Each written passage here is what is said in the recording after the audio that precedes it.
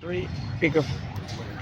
Okama family yesiye bazibwe basebo ne banyabo abantu ba Katonda mwena gye muli bana Uganda abali mawanga agenjawulo banange. This is the day gye tubadde tulindirira lwe tubadde twesunga lwe twetegekedde okumala ebbanga ddene nga tugamba twagala okulaba ekitiibwa kya Mukama ku ggwanga lyaffe Uganda era bwe tutyo bwe tuyingidde mu lunaku olwa buli lulimi lusinze worship experience. My God, simanyi ki ekigenda okubeera mu kifo kino wabula kyemmanyi nti kigenda kuba kiyitirivu, kigenda kuba kyamaanyi kubanga Katonda afali wamu naffe era tugenda kulaba ekitiibwa kya Mukama ku ggwanga lyaffe Uganda. So kukoola yonna gy'oli, kuyita yonna gy'oli, jangu neegatteko, jangu tusinze Katonda, jangu n'omutima gwo ng'oguteeseteese. Bannange abalwadde bagenda kuwona, abagumba bagenda kutoola embuto baddeyo bazaale abaana, abalina amabanja kigenda kutukira wano. Jangu laba bakazi Katonda bafuseeko amafuta, basajja Katonda bafuseeko amafuta nga bakaabirira Katonda nga bayita eggulu nga ne Katonda awulira era ngako kutusinkana nga bana Uganda. So Uganda tuli ku fire ya kuleta revival mu ggwanga lyaffe lino nga bwe kyatulangirirwako era nga bwe kiteekeddwa okubeera. Be part of it. Nkwaniriza nnyo emiryango ssaawa 9 tugenda kuba tuguddewo era nga tugubulayo katono ddala ate nga okuyingira kwa bwereere wano ku Old Kampala Playground we tuli. So jangu mukwano gwange, jangu tusinze Mukama paka obudde okukya. Mbaagala nnyo. Pastor Lilian Joy Nakalyowa Katoli erinnya lyange mbesunze okubalabako maaso awo kigenda kuba kyetirivu. Wow, Pastor.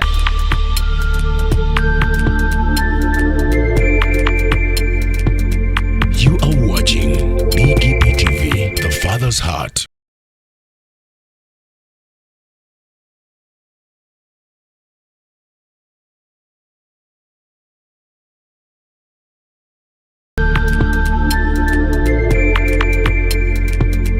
You are watching BGP TV, The Father's Heart. Three, pick. Okama family yesiye bazibwe basebo ne banyabo abantu ba Katonda mwena gye muli bana Uganda abali mawanga agenjawulo bannange. This is the day gye tubadde tulindirira lwe tubadde twesunga lwe twetegekedde okumala ebbanga ddene nga tugamba twagala okulaba ekitiibwa kya Mukama ku ggwanga lyaffe Uganda era bwe tutyo bwe tuyingidde mu lunaku olwa buli lulimi lusinze worship experience. My God, simanyi ki ekigenda okubeera mu kifo kino wabula kyemmanyi nti kigenda kuba kiyitirivu, kigenda kuba kyamaanyi kubanga Katonda afali wamu naffe era tugenda kulaba ekitiibwa kya Mukama ku ggwanga lyaffe Uganda. So kukoola yonna gy'oli, kuyita yonna gy'oli, jangu neegatteko, jangu tusinze Katonda, jangu n'omutima gwo ng'oguteeseteese. Bannange abalwadde bagenda kuwona, abagumba bagenda kutoola embuto baddeyo bazaale abaana, abalina amabanja kigenda kutukira wano. Jangu laba bakazi Katonda bafuseeko amafuta, basajja Katonda bafuseeko amafuta nga bakaabirira Katonda nga bayita eggulu nga ne Katonda awulira era ngako kutusinkana nga bana Uganda. So Uganda tuli ku fire ya kuleta revival mu ggwanga lyaffe lino nga bwe kyatulangirirwako era nga bwe kiteekeddwa okubeera. Be part of it. Nkwaniriza nnyo emiryango ssaawa 9 tugenda kuba tuguddewo era nga tugubulayo katono ddala ate nga okuyingira kwa bwereere wano ku Old Kampala Playground we tuli. So jangu mukwano gwange, jangu tusinze Mukama paka obudde okukya. Mbaagala nnyo.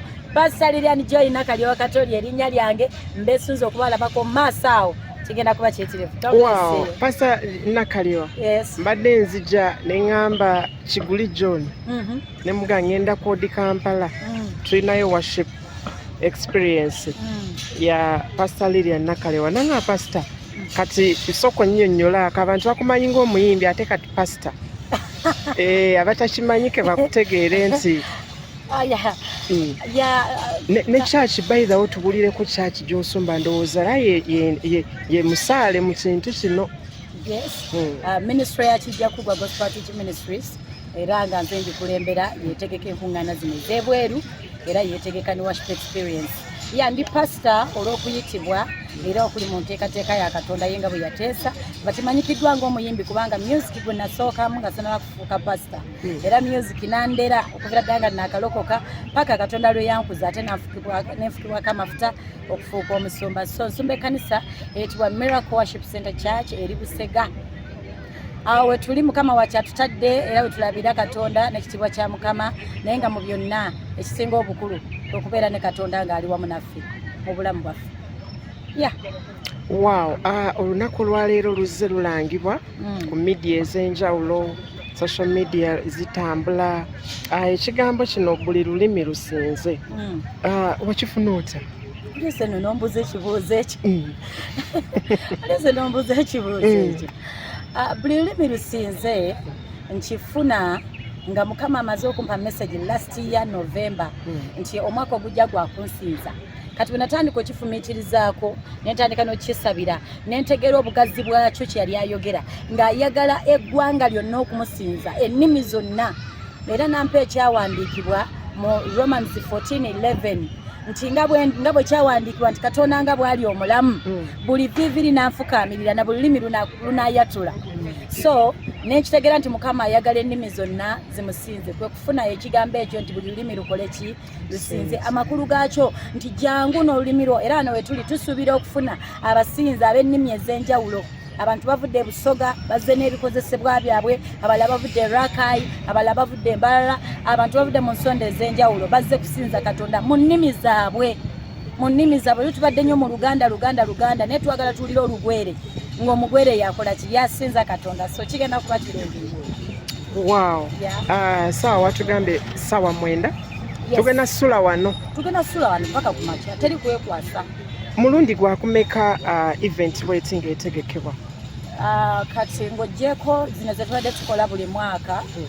Twatandika 2018 then 2019 ate awo lockdown netuteeka wansi kati tukomyewo naye ate tubadde n'enkuŋŋaana zino bwe ziti ebweru w'ekibuga Kampala ng'Erakai naye twaliyo ne tuba ne event wet nga nnungi ddala wadde teyali nnene nnyo ng'eno naye nayo yali nnungi mu kisaawe n'ebitundu ebirala. So omwaka guno tukoze okusinza kwa mirundi 9 ebweru w'ekibuga Kampala nga si wano mu central. So kati wano lwe lukuŋŋaana olw'e10 lwe tusuubira okufundikira nalwo olw'okusinza olwa buli lulimi lusinze. So mbakoowoola mujje ekintu kino tukimaliriza omwaka guno mu maanyi ag'Omwoyo Omutukuvu. Amiina. Ebigambo by'osinza okwogera obyogedde nga pasita. Kati tuddeko mu mbeera yaffe eya music. Tuweyeko obuyimba bubiri obwakufuula omuyimbi ne bukuleeta ku ssiini y'abayimbi. Ate then otubuulireyoko oba okyayimba kayimba kyakapya koolinayo. Then ekyo kirungi nnyo. Okusookera ddala akayimba akandeeta abantu ne bakaagala nange ne mpulira nga nkyali ddala. Bakayitanga jangu onnwanire. Mukama gw'omanya ebyange byonna sirina mulala. Abamu bakatuma singa nalina ebiwaawa. So akayimba ako kankola bulungi nnyo kannyanjula era abantu ne banjagala. Then nenyingirawo n'omukisa. Guno omukisa gwe nnoonya Mukama ogulina. Mukama saba nfuule omukisa mu nseene y'abalamu. So ne album ey'omukisa yankola bulungi. Actually nakati nkyalya ku mukisa. Yonna gye ngenda n'enkayimba abantu banzizaamu amaanyi. Ate abaluulidde bonna oluyimba lwe baluulidde lubakoze bulungi. Twali tuli awo Mukama n'akola ebyamagero n'akola ebikulu mu bulamu bwange. Nampa oluyimba baluyita Oli Katonda. Oli Katonda yanukuza omuliro. Oli Katonda asanusa ensozi. Oli Katonda akyusa ebiwonvu. Oli Katonda. Oluyimba olwo lunkoze bulungi. Mu music oluyimba olwo lunkoze bulungi. So oluyimba olupya lwe nnina right now ennyimba empya nnyingi ze nnina. But nayingiddeko mu praise. So twalusumuludde audio yatambula but tetunaba dukolera video. Logamba Yesu ng'oli mwesigwa ng'oli mwesigwa katukuyimuse. Wow. Ekikulu ndi mu muudu. Ono gwe mulaba gwe mujjukiranga class monitor wammwe Pastor Lilia Nakalyowa. Pastor nze omanyi nga bwe ndi promoter wa gospel. Ali promoter nkyali ku mulimu ogwo. Ate nange olw'okubeera nti mbaweereza Mukama Ministry yatuwa ya Heart Worship Banquet. Looza bwe tuva wano otukwasa akati eyaffe ya next Saturday.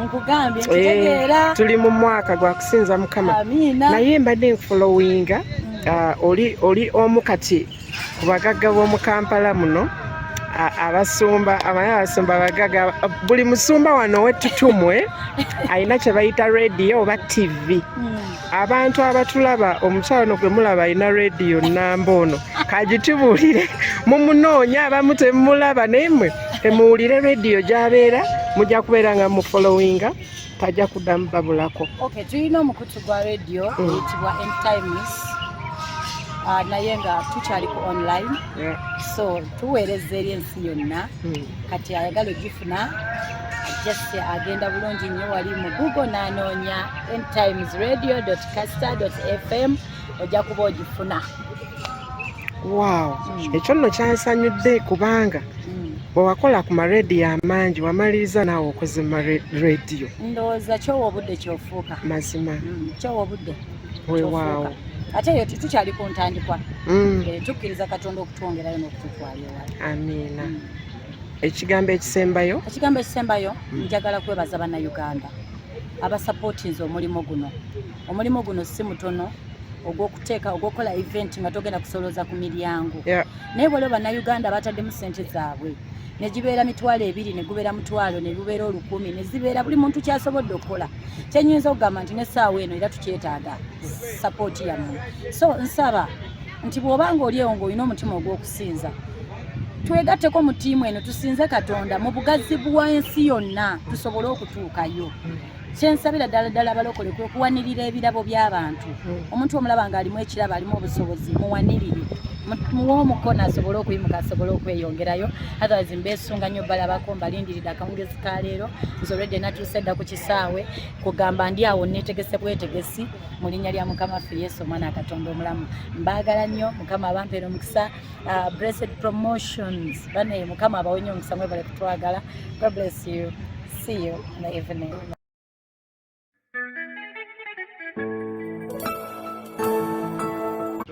Big up. Mukama famulungi Yesu yeebazibwe basebo ne bannyabo abantu ba Katonda mwena gye muli bannayuganda abali mawanga ag'enjawulo bannange. This is the day gye tubadde tulindirira lwe tubadde twesunga lwe twetegekedde okumala ebbanga ddene nga tugamba twagala okulaba ekitiibwa kya Mukama ku ggwanga lyaffe Uganda. Era bwe tutyo bwe tuyingidde mu lunaku olwa buli lulimi lusinze worship experience. My God, simanyi ki ekigenda okubeera mu kifo kino wabula kyemmanyi nti kigenda kuba kiyitirivu kigenda kuba kyamaanyi kubanga Katonda afali wamu naffe era tugenda kulaba ekitiibwa kya Mukama ku ggwanga lyaffe Uganda. So kukoola yonna gy'oli kuyita yonna gy'oli jangu negatteko jangu tusinze Katonda jangu n'omutima gwo ng'oguteeseteese bananga abalwadde bagenda kuwona abagumba bagenda kutoola embuto baddeyo bazaale abaana abalina amabanja kigenda kutukira wano jangu laba bakazi Katonda bafuseeko amafuta basajja Katonda bafuseeko amafuta nga bakaabirira Katonda nga bayita eggulu nga ne Katonda awulira era nga kokutusinkana nga bannayuganda. So Uganda tuli ku fire ya kuleta revival mu ggwanga lyaffe lino nga bwe kyatulangirirwako era nga bwe kiteekeddwa okubeera.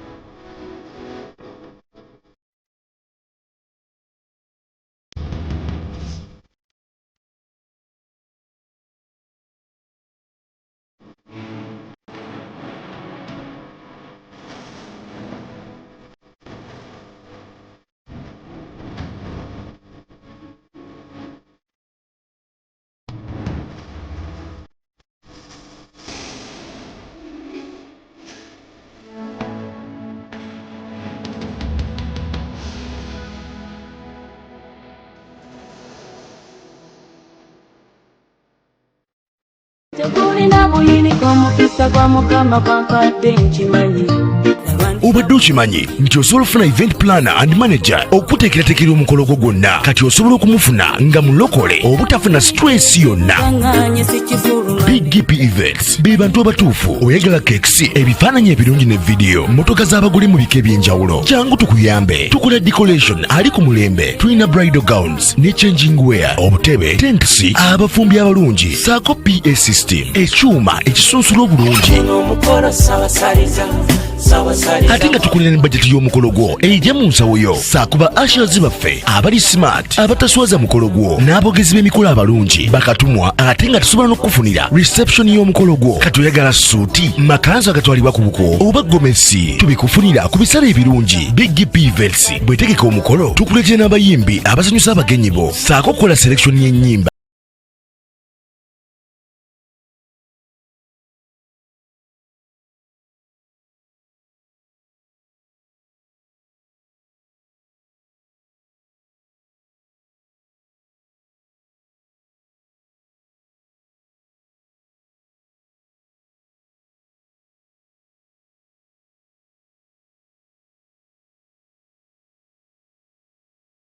Events, likinga, subscribinga, oba ogoberere era yanirize n'omulala byonna bya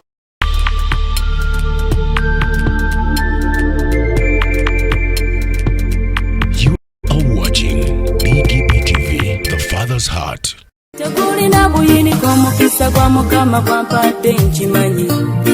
obadde okimanyi nti osobola okufuna event planner and manager okuteekerateekera omukolo gwo gwonna kati osobola okumufuna nga mulokole obutafuna stress yonna.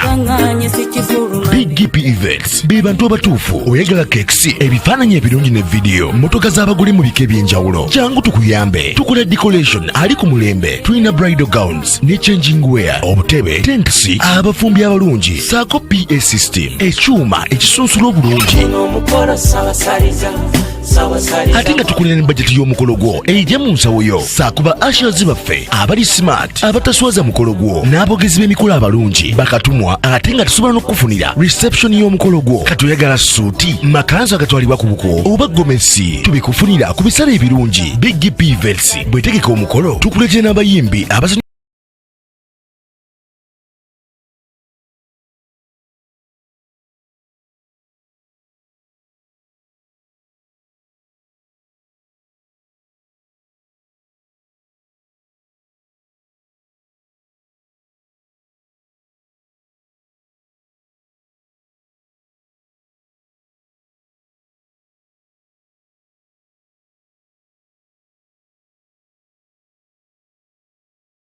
likinga, subscribinga, oba ogoberere era yanirize n'omulala byonna bya